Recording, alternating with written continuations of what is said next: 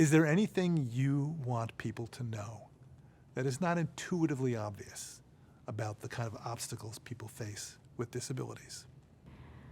So I would say the two greatest obstacles from my experience and from the experience of other people with disabilities that I know, it is the design of the environment, whether it's physical space, products, websites, anything that you're building in society, without thinking about how someone will be interacting with and using that space or that product differently than the way you use it.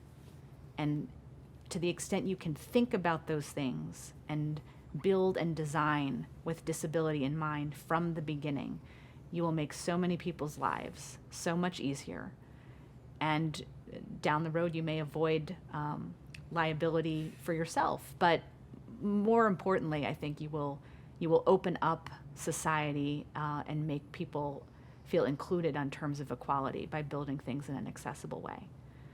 The second barrier is people's low expectations and assumptions about what people with disabilities can and can't do.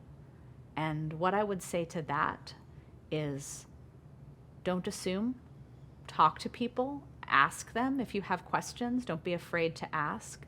But just the assumption that you should make, instead of the default assumption being they probably can't, please have the default assumption be they probably can. And if you want to know how, you can ask. But don't assume that people can't do things just because they might do them differently than the way you do them.